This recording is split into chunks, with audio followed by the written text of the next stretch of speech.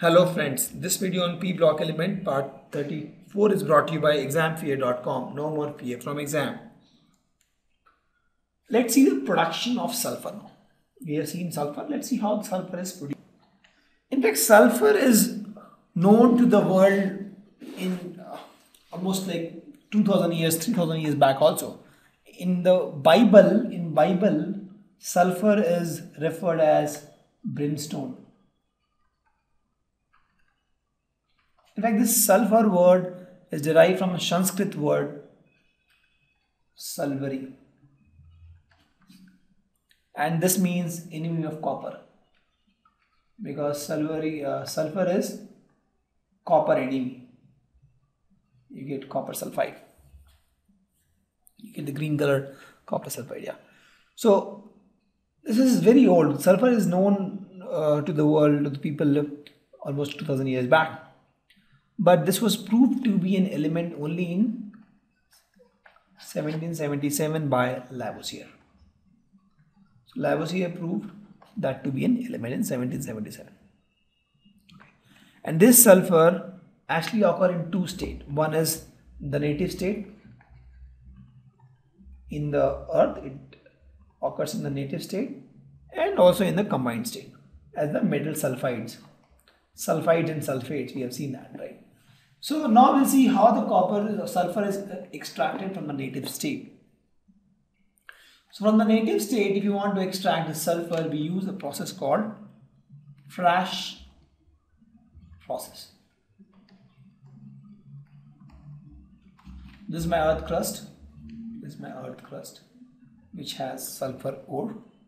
So what we do, we drill a hole. A hole is drilled to the bottom of the sulfur bed. Let's suppose this is my sulfur bed, light pink one. This is my sulfur bed. The hole is drilled to the bottom of the sulfur bed, and we have three concentric pipes. So let me call this pipe as pipe A, this is pipe B, and this is pipe C. There are three concentric pipes. They are placed inside this hole. There are three concentric pipes, right? Pipe A, B, and C. And they are concentric pipes. So let me emphasis on this word, three concentric pipes. If you want to see the top view, one pipe, one more pipe, one more pipe. This is pipe A, pipe B, and pipe C. The outermost pipe is pipe C. The innermost pipe is pipe A. Now, a superheated water at almost 170 degrees Celsius is passed down to the outermost pipe. This is my outermost pipe, C. So in this pipe, what we do is superheated water. And if you see, the water is blue in color. So this is what? Super hot water at almost 170 degrees Celsius. So through pipe C, I am passing super hot water. This fashion. Okay, super hot water will come. This is all same pipe. Now the super hot water, what will do? It will melt the sulfur. Right? So this superheated water will melt the sulfur. The sulfur is melted now. Okay, so we have the melted sulfur. Please note, the superheated water is under pressure. Superheated water with some pressure is passed in. Okay, this superheated water at pressure is pumped down through this pipe, the outermost pipe. And what happens is, we also, with this, what happens is, the sulfur is melted. So now we have the melted sulfur. So this is my normal sulfur, let's suppose. This is my melted sulfur. Yellow is my melted sulfur. Melted sulfur. Okay. So this sulfur melts and it flows somewhere here. I mean, it will melt and it will come here. Now what we do is, we pump in heavy air, hot air from this pipe A from this pipe A, we pump in hot air. Okay, so we are pumping in hot water at high pressure from pipe C, and from pipe A we are pumping in hot air. This hot air, this compressed hot air actually, this form froth, and we have seen in the froth flotation process my sulfides and the sulfur stick to the froth. This form froth, right? It will form froth here like this. It will form froth. Okay.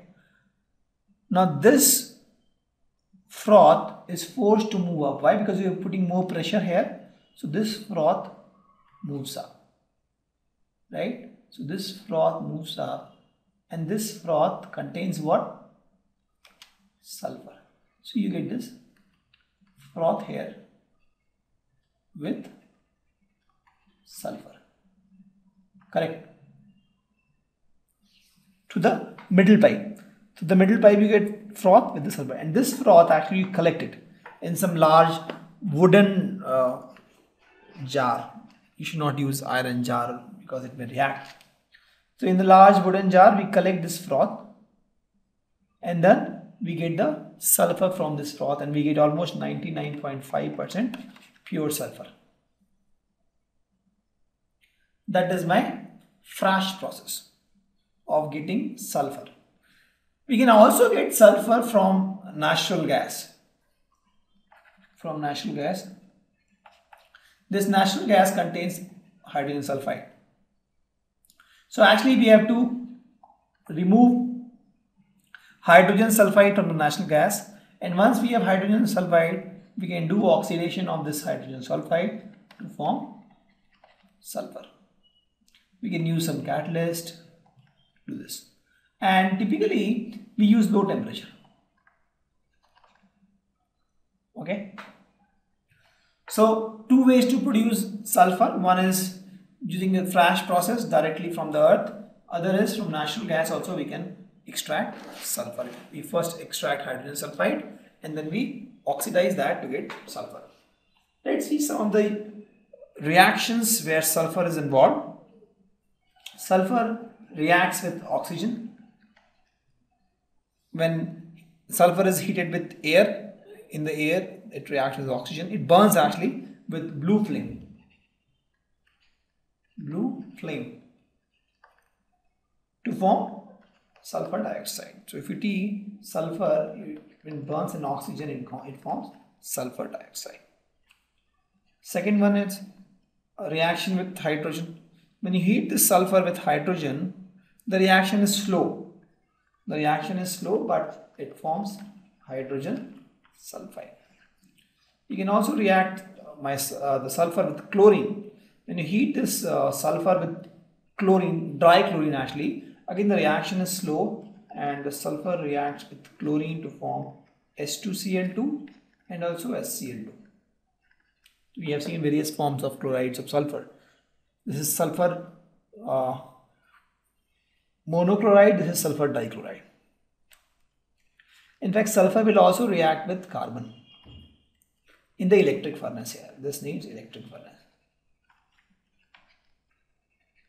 So in electric furnace you have sulfur and carbon, it forms CS2 in the electric furnace. Sulfur also reacts with metals. It forms sulfide with almost all the metals. Copper plus sulfur is copper sulfide, like that. Except my noble gas and noble metals such as gold and platinum. Sulfur also reacts with acids. Typically, when the acid is cold, it does not react, but if it is hot and concentrated, it reacts. For example, sulfur will react with my sulfuric acid also to form sulfur dioxide in water. The sulfuric acid has to be concentrated and hot. Sulfur will also react with nitric acid to form sulfuric acid and water and NO2. Again, these acids has to be concentrated and warm at least, if not hot. Okay. Let's see some uses of sulfur. The first one is it is used to prepare sulfuric acid.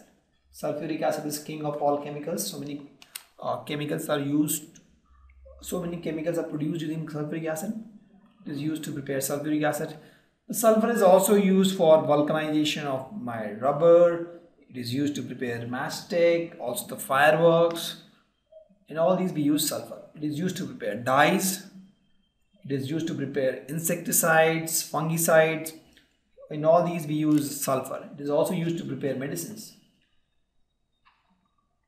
These medicines we need sulfur. The battery also we need sulfur. A lot of batteries need sulfur. Thank you. Visit examfear.com to watch more videos, attempt free online tests, get free study materials, find tutors and mentors, and much more.